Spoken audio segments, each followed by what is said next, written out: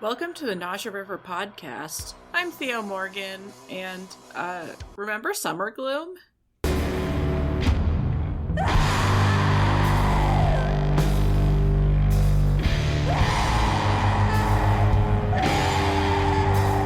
This isn't going to be an episode looking back on not even a year of podcasting. You're smart, read the episode title. But before we introduce our guest, let's talk a little, give some context. Pad out the episode with a high-quality recording of my voice. You'll hear why soon. If you're a longtime fan of this podcast, then you know that the first episode is a short, scripted recap of Somergloom's 2024 festival. And if not, well, there is a point where it's not worth looking back at my back catalog. But much has changed since that fateful week last year for this humble web show. For starters, there wasn't any guarantee that I would be able to have guests on the show. Hence why there are a lot of scripted, one-woman episodes in the beginning. For a lot of reasons, I was worried I was too unlikable for guests or a co-host. I don't actually think that was true at any point, but another issue is not knowing what my show was going to be about. Concert reviews, album reviews, commentary, and if interviews, how often could I even get them? Isn't it nice to be in a better place? I still haven't interviewed anyone I saw at Somergloom in 2024, though technically I did interview someone from Friday, which I didn't go to, but Final Gasp played that day. I should have asked Peter more about it. Oh, and the answer as to why I only did one day of Somergloom was because my aunt's wake was on Friday. Otherwise, I'm smart. Of course I'd see Big Brave headline a show. Anyways, the lack of interviews from there is my fault for not capitalizing on people's passing interest. But if you're particularly observant, I've plucked other ex-Somergloom talent for the show. I've interviewed Glacier in Tears from a Grieving Heart. Then I slept on Mike and Ty's couch several times. We also have some super secret ideas in the pipeline. And Liz Walshak was part of Somergloom twice, through Sea and Vivid Bloom. Shane from the Dregs Liquid Light show did visuals in previous years. We're still new enough that 4 episodes worth of material is life-changing, right? I walked away from the Armory that August with a newfound appreciation for Boston's little niche of doom metal and weird, sad music. Of course, being aware that the festival books from outside of New England, too. Even as a complete newbie, I knew Oldest Sea were from New Jersey. But I know I said in my debut episode that I didn't really know who ran this affair back then. I had seen clear staff, volunteers, and so on, but I guess there's always this idea in the back of my head about a shadowy sponsor or sugar daddy for the whole affair, to reap those doom metal riches, of course. But no, Somergloom is a grassroots labor of love, and as long as you like doom metal or sludge or any vein of local left-wing noise, it doesn't take you long to meet the man behind the curtain. Anyways, how about you introduce yourself first? Okay. My name is Stephen LoVerme, and I'm the founder and creative director of Somergloom Festival. I also play music. I play bass and sing in a band called Sea. And I just jam at home a lot by myself. Always have like a dozen bands that I want to start, but, you know. Meet Stephen LoVerme. And just knowing the audience I have, you probably already know this man better than I do. He's a musician, most notably doing bass and vocals for Sea. He's a videographer and shot the music video for Glacier's Sandbitten Lungs, if we're just going to refer to podcast alumni here. And in 2021, Steve had a vision as the world, minus me of course, got comfortable with live music again. A festival of curated doom and gloom for the heat of the summer. I missed out on most of them, but I stayed on top of news about 2025's fest, to the point where I knew the dates before most people. Yeah, this year I had insider knowledge, which mostly amounts to reading tour posters, and being right next to Mike from Tears from a Grieving Heart when they got the offer to play at this year's fest. But it also means I was aware that Sumac was going to be the headliner for Saturday, and Moths was somewhere in there too. And to the shock of no one, I really like Sumac. We spend plenty of time gushing about this year and lineups from a time gone by, but there's a big question on your mind. Why does Steve sound like he's sitting right next to you, and why do I sound like I'm recording through a walkie-talkie? Well, I fucked up and forgot to record this one on my end. But Steve, being a wonderful angel and, more importantly, a video and sound guy, had a recording going through his end too. I could have cried when he emailed me the sound file, and yes, he was honest about my voice sounding kind of bad. It's also raw audio from his end, which is why you heard one of his cats. I didn't have the heart to edit it out. But the show goes on after all, and the star of this episode is Steve, not me. I'm just giving him a platform. If anything, the recording being from his end might hide the times I try to interrupt him.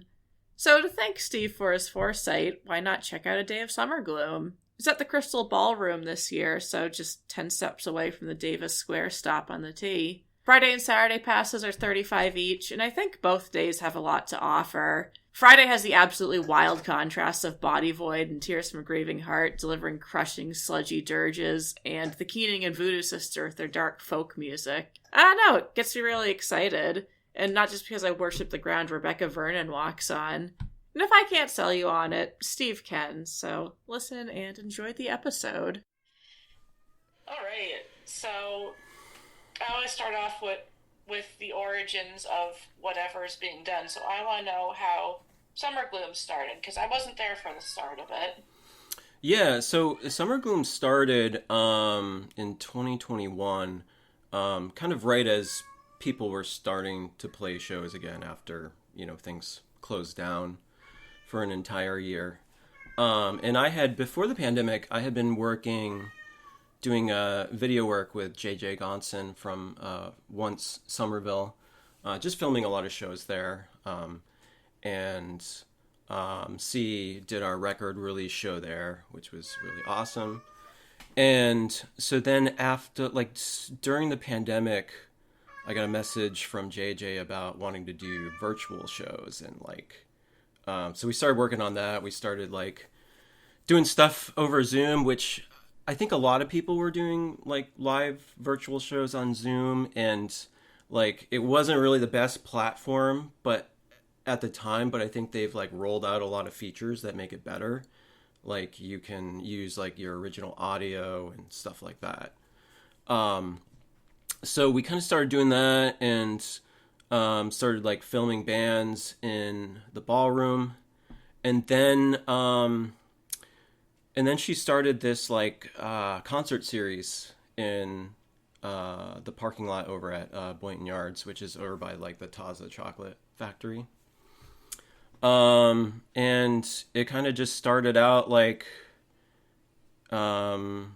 she gave me a date and I was gonna have my band play, but we couldn't do it. So then I ended up asking Body Void, who I had previously worked with on a video shoot for Roadburn, and so it kind of turned into a festival, a little mini fest. I kept adding more bands, and then I gave it a name, and then we did it again the next year, and we've been doing it ever since. Cool. So you recently, I guess in the last few weeks, released the full lineup for the festival. This point in my notes is just gush about this year's lineup, and I mean, I'll say I was my eyes went wide seeing Sumac, Chipang, and Body Void on there. Yeah, it's awesome. Who's your? Well, I don't want you to pick favorites. They're all your children, but which band were you the most excited to book? I mean, obviously Sumac. I'm extremely excited to have them, and very excited about the Keening. I was a big fan of Sub Rosa, and C actually got to play with them twice a while back, in Providence and in Boston, which was really cool. And I caught their show on the last tour they did. They ended up not playing. They were on tour with Paul Bearer, and they didn't play at the Sinclair. And I didn't realize at the time that when I was just gonna see them twice, and so I was one of the few people who were at that show at Alchemy, which also Voodoo Sister opened for. So it's cool to pair them up again. Yeah, because I was so sad about them not being at the Sinclair, because I did go to that Paul Bearer show. Yeah, me too. It was also not very well attended. Yeah, it's kind of a crapshoot. There's I feel like it's harder to sell advance tickets. People are less like, more apprehensive about making like decisions ahead of time, and if you don't have tickets, it's easier to just not go. So yeah, it might be that, but it gave me the impression like that maybe the Sinclair wasn't that known of a venue, but the next time I went there, like I was so spoiled by being able to get there late for Paul Bearer and still get a good spot that like, I got there like it was the Leprous show there in September of last year. Oh, okay. Like, I can get there like 30 minutes before doors open. I'll be first in line. Not the case. Yeah, well, the Sinclair is a very known venue, but I don't know. Yeah, are you aware of what had happened, like not too far ahead of that show? Mm-hmm. They did like a big Zionist fundraiser, and the whole staff boycotted and protested. So a bunch of bands dropped their show. Like Wrong was supposed to play. I forget who they're opening for, but they were going to play there, and they were really pumped about it. And then they're just like, we can't play the show. And Cherry Glazer dropped their show. They ended up playing like a kind of a secret loft spot, which I got on film, and I'll release it at some point. But yeah, so it's kind of around that time. But so a lot of people were kind of like, there was like a soft boycott around that time, but but there's like, they didn't like punish any of the staff for for boycotting it, so it's like it's cool to go there in my opinion. But well, I think it's good that you said that, because like one of my friends said, Keening didn't play that show because of some Zionist event at the Sinclair, and I'm like, That sounds plausible, but I found like no proof of it anywhere else. I didn't want to repeat it. Yeah, well, it's like they. I feel like you're a decent source, though. Yeah, well, and I think it was just like at the time, it's like I don't know. It's it's totally up to like the band to say whether or not like why they didn't play the show, but. I think Rebecca recently made it really clear where she stands. Have you heard that track? Yeah, it hits hard. So it's so good. I will link to that single, and it's on a compilation, right? I don't know if it's on a compilation. I just saw that it was released as a standalone single, but I put it on the Somergloom playlist, which. This year, I'm excited, is on Bandcamp. So they just rolled out a playlist feature. And apparently, like, you can only do playlists from the Bandcamp app. So I had to go on my computer and, like, purchase all the songs that I wanted to put on the playlist, because it has to be from your collection.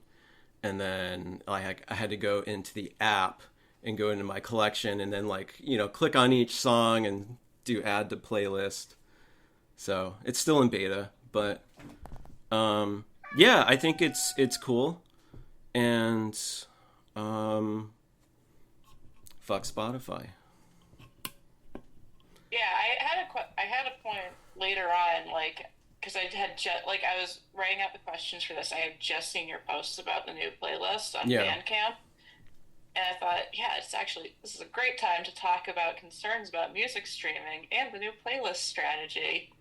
Yeah, I mean, it's just bad. Like, we've all known that Spotify was bad for a long time, but it's like, I always used it for the playlist because it has, like, the widest usership, and you don't need, I don't know about Tidal, but, like, Spotify, you don't need to have a paid account to, like, listen to a playlist.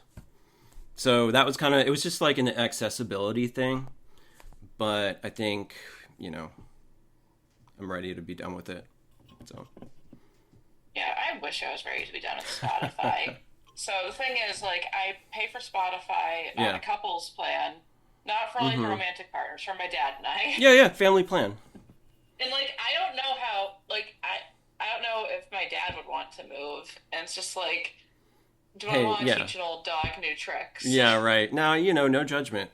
obviously, like I haven't pulled my band from it because honestly, we have like I don't know listeners a month. So like, You get 3 pennies. I think we have more listeners on Bandcamp than Yeah. Spotify. So, I'm trying to think because I don't think I've bought anything from C on Bandcamp, and that's an oversight. I just like, I every so often I think I gotta do the Bandcamp batch purchase. yeah, no, I get it, and we don't really like we kind of don't really do like promote the Bandcamp Friday thing because like we haven't had new music in a long time. So like, what's the point?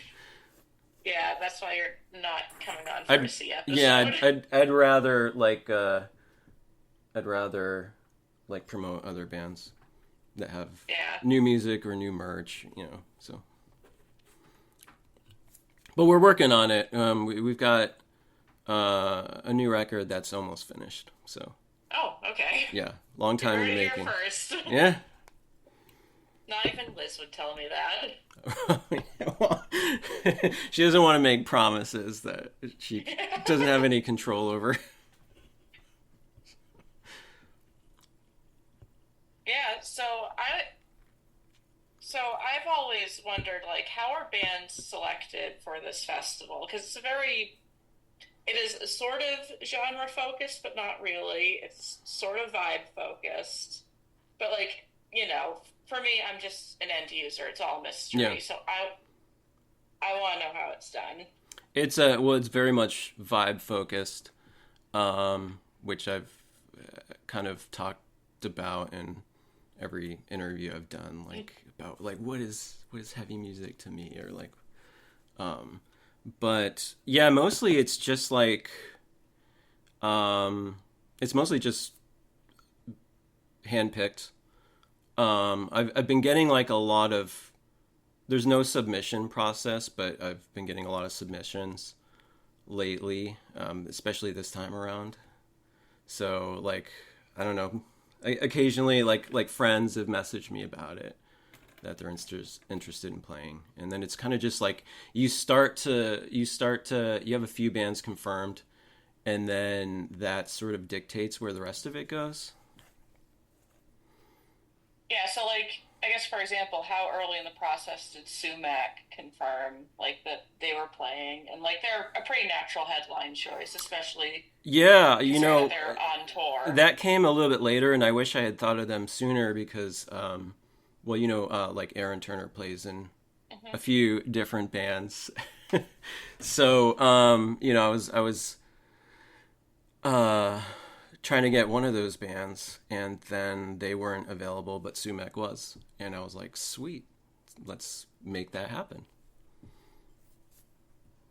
And so Chapang is supporting them on tour, so that's how they came to the lineup. Yeah, because they otherwise stick out. Yeah, no, they definitely do, but and I think Sumac they like to sort of have some contrast in their support acts. Like they had, I forget his name, but he's kind of like almost like an avant-garde jazz musician open for them last time they played here, and they have this other like experimental saxophone player on tour with them now. I could let me pull up the flyer. I actually saw him.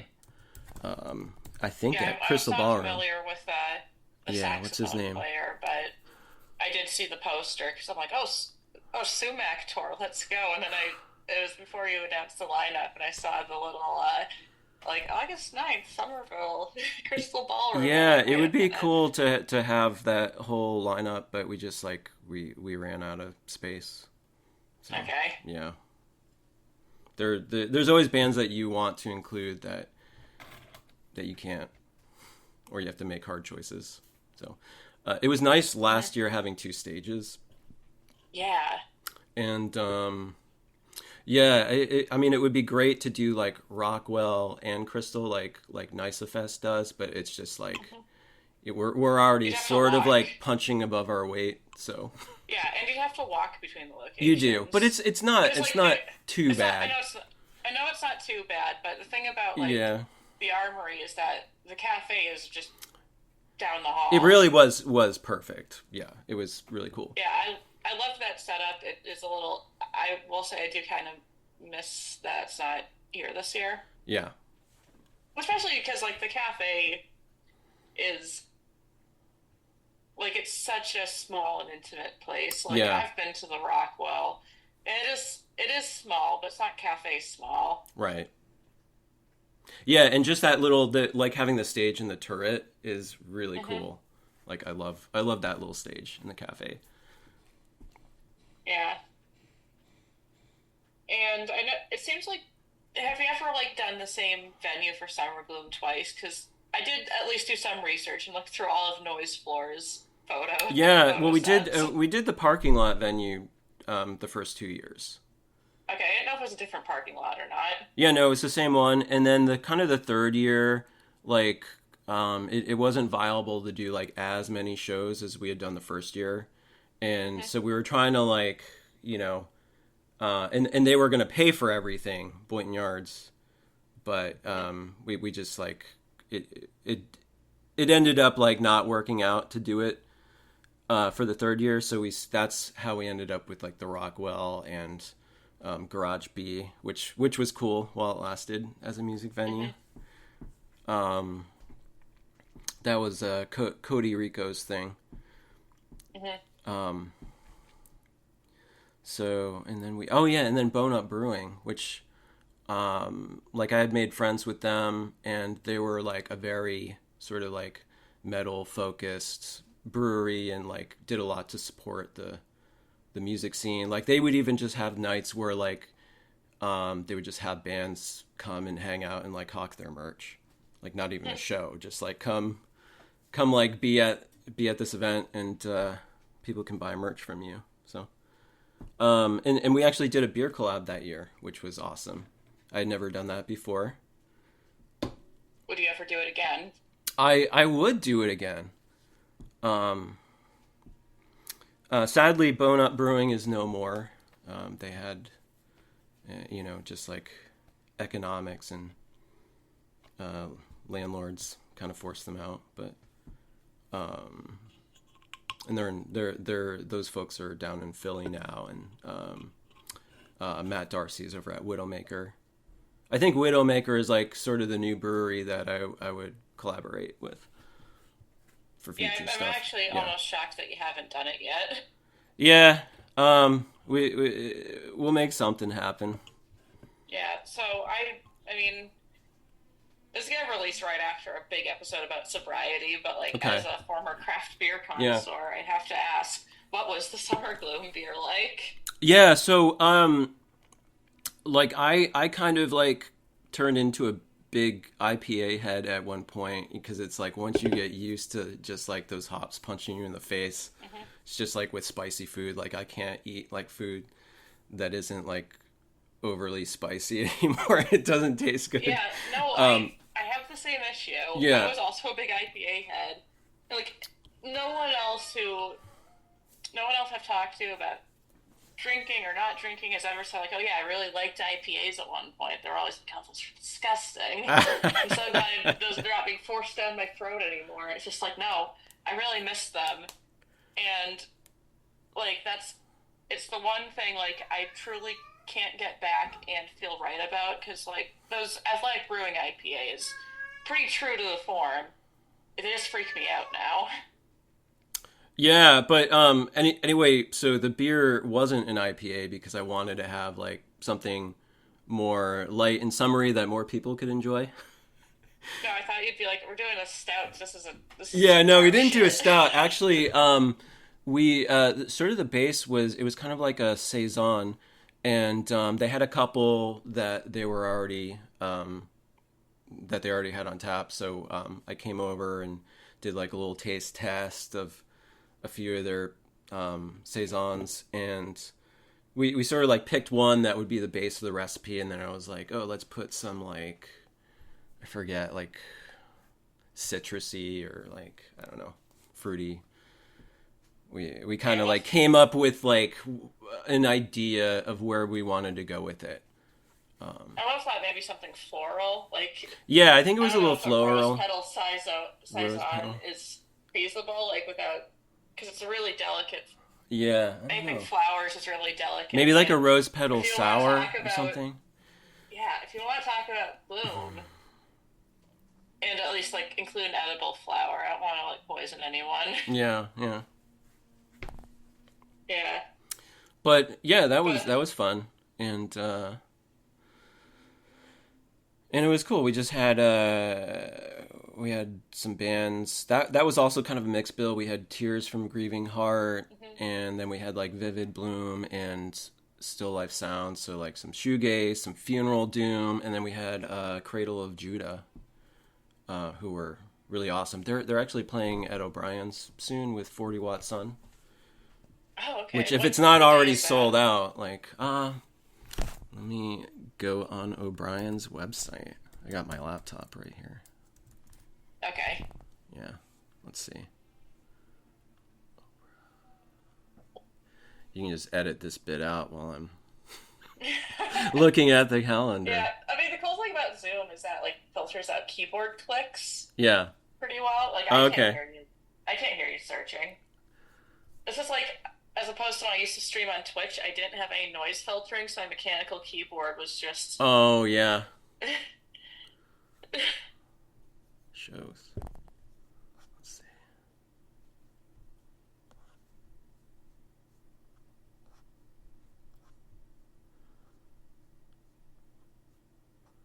We got Bong Wizard, Mollusk, and Hobo Wizard. That's fun. Okay, yeah, 40 Watt Sun with Serpentant and Cradle of Judah. That is Friday, July 11th. okay. Yeah, Coming up I'll fun. probably be there. There's like another show that just came up that's also July 11th. So There's a lot of yeah, July there's always 11th. it's almost always like a hard choice. Oh Like yeah, like like totally. last night I went to see Violet Knox at this church in the Back Bay. They're like kind of an ambient electronic band. But there Okay. was also like Mollusk was opening for Tree at Brighton Music Hall, and then Hmm. Godspeed You Black Emperor was playing somewhere. So Yeah, yeah, it's I did always the Godspeed show. nice. Yeah, I mean that was a good choice. I've never seen them live. I had to pop that Godspeed cherry. Yeah, so I saw them a while back at um, forget the name of the venue, but it's owned by Harvard, and it looks like a big church. And Okay. even though it's I not, know which one you're talking yeah, about. yeah, And that one's been a lot more magical, but yeah, sounds really good. it was So, cool. And I actually just like showed up and bought a ticket at the box office, but I was able to get like a pretty good seat, and so I'm just like there, and then like all of Glacier just like rolls in together and sits right in front of me. It was pretty amazing. I love it when I love seeing them at like post rock and post metal shows because they always come as a group, Yeah, yeah. just like Or if it's not, if it's Vespertines. there's always like a contingent. Yeah. No, Godspeed is really good. As one of the people, one of my friends there said, like it's kind of good that it got rescheduled because yes, Mm-hmm. we needed that music in late November 2024, and now it feels like we need it a lot more. Mm-hmm. Yeah. I'd say like half the set list was stuff from the latest album, Cool. um, which is I mean it's a good album, but I also like the first like their pre-breakup material is all Mm-hmm. Yeah. like that's the stuff that's like in my DNA. Right. Yeah, But we can't expect bands to play like specific stuff forever. So it's cool yeah, that they have new music in there. yeah, exactly. Yeah. Especially because I thought like when Godspeed reunited, it would just be like maybe a few live shows Yeah. every decade. Yeah. And no, Yeah. they actually put out new music very frequently. Yeah. It's great. Yeah, I'm not mad at all. If they ever would play for Somergloom, we'd have them on a heartbeat. Yeah. Yeah. Well, I mean, you would actually make a decent a decent amount of money, probably. Ticket scalpers through the roof. Well, yeah, Yeah, the bands or venues don't make money on ticket scalpers. They just, yeah, yeah. I know. No one does, but it would be an issue. I don't even know why it's still legal, but Yeah, it's not cool. Although this show wasn't like sold out or anything, so yeah, I don't think yeah. any. Yeah, it was good. I was still a little sad to miss Mollusk because I But saw them they build they the play a tree, and I'm lot like, oh, though. I'm so proud for them. So Yeah, proud of they're them. great. I saw them at the Rockwell, not the Rockwell, the Jungle Oh, recently, and okay. they have to be like the loudest band that's ever played at the Jungle. Nice. Yeah, Yeah. it I just was keep cool. telling myself maybe next time.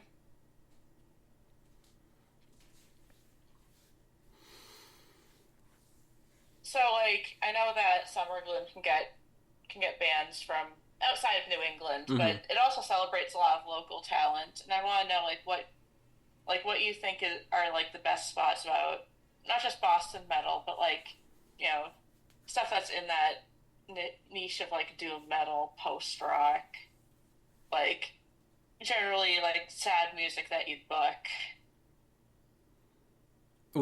Sorry, what's the question?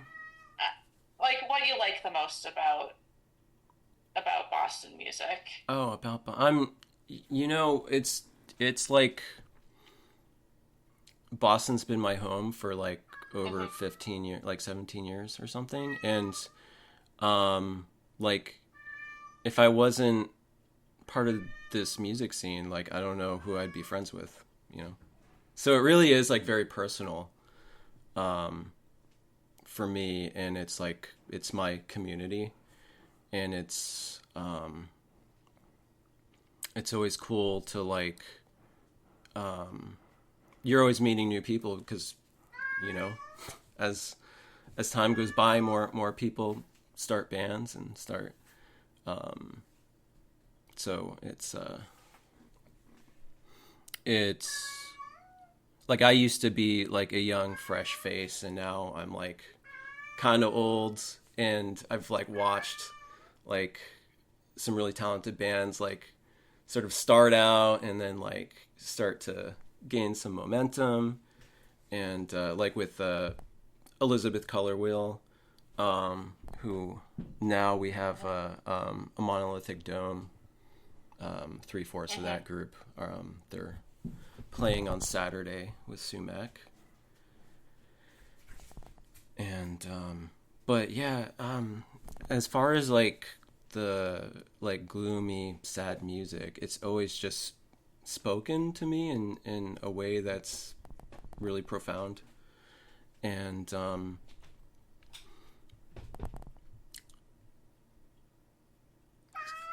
one of the reasons why we have like gothic folk and stuff like that alongside like crushing doom is because I get like the same feeling from like music that's really sparse and haunting as I do with from music that's just like really crushing.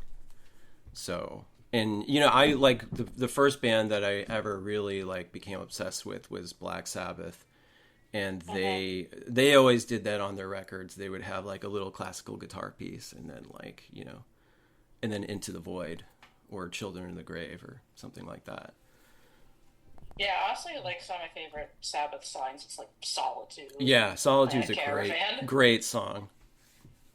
Yeah, yeah. I think they really excelled at their quiet parts, Oh yeah, and no one took influence from that. They all wanted to make doom metal. yeah. Well, I think I wouldn't say that necessarily. Like I think I think a lot of bands were inspired by that, like how they would sort of like just take a break and get a little quieter to give you like a reprieve and then come back in with the heavy.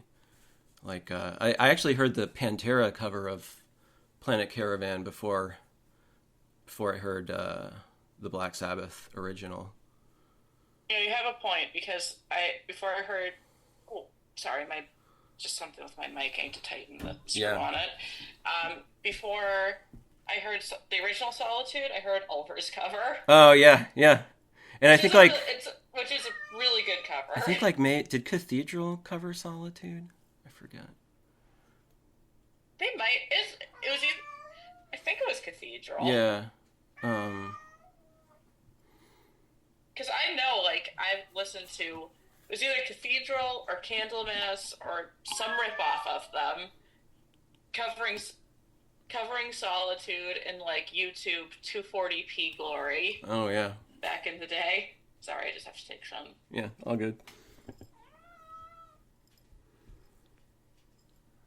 Yeah, so I guess two kind of branch off questions from what Yeah. you've given me.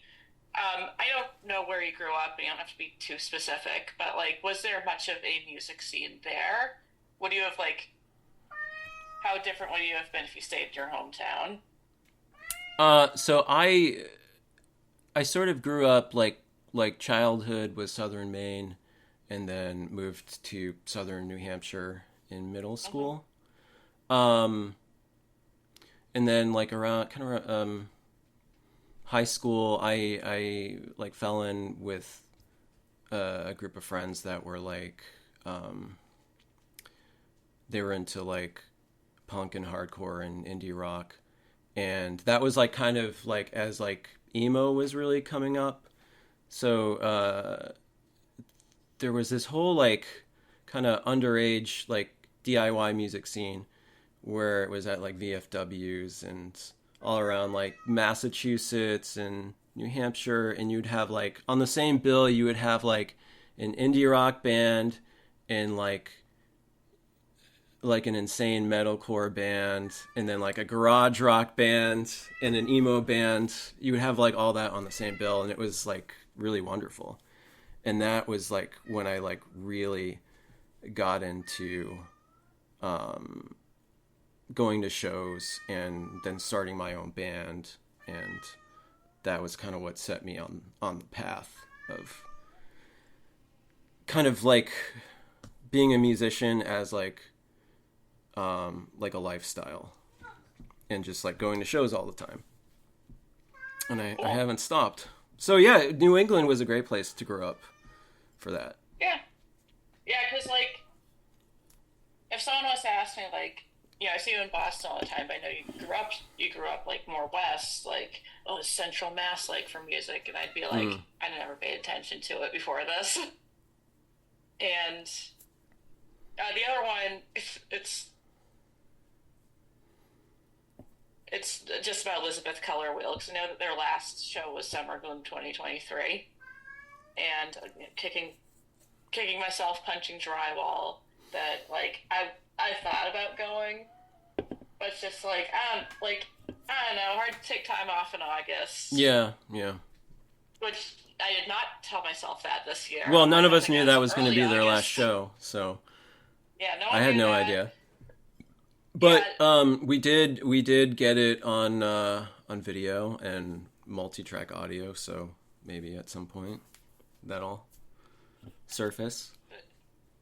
Does it make you feel weird knowing that you hosted their last show? No, I mean it's an honor because I loved that band. So Don't we all? don't we all? Yeah. I was just wondering, like, you're kind of holding on to this, like, insane relic for the fan base. No, I mean honestly, like if I if I was better at prioritizing my time, it would probably already be done. But Okay. I'm not blaming you. I'm just like, that must be, like, if it was me, I'd be like, I'd either feel like insane guilt for holding on to it, or I'd be so smug. I'd be like, oh yeah, I have the rare Elizabeth Color Wheel last show. No, I mean, it's like I think for a lot of us, like maybe you wish you could have been around to like catch like see like Jimi Hendrix live, or like Black Flag in their heyday, or Black Sabbath. But like I feel very fortunate to have been able to see like a lot of amazing bands. Like I saw one time I drove out to Western Mass to see Witch, Jay Mascis's like doom metal band, and I had no idea who was like playing with them, and then it was Graveyard, and that was the first time I ever saw Graveyard at Eleven's, this little like Great Scott size venue. So that was pretty sick. I missed Baroness when they played at Mass Art. I feel that's like one of my biggest regrets. I think it was before I lived in Boston. But yeah, for me it's Sun at Coolidge Corner a few years ago. That was pretty legendary. Everyone tells me like, oh, that was the best, like that's the best show, the best setting, the best Sun performance. I'm like, cool, rub salt in the wound. I think I heard that like stuff was falling from the ceiling when they played.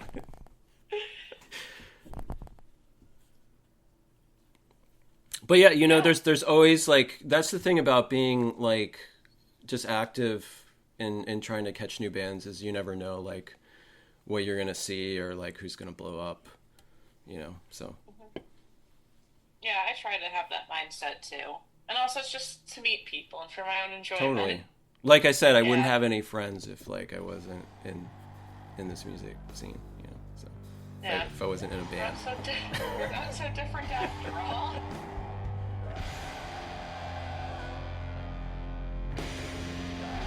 Once again, thanks to Stephen LoVerme for coming on the podcast and also for saving the episode. Go to Somergloom, or at least give him a few pennies on Bandcamp. Catch C live once they exit hibernation. I may have gotten Somergloom leaks, but that one's still a mystery for me.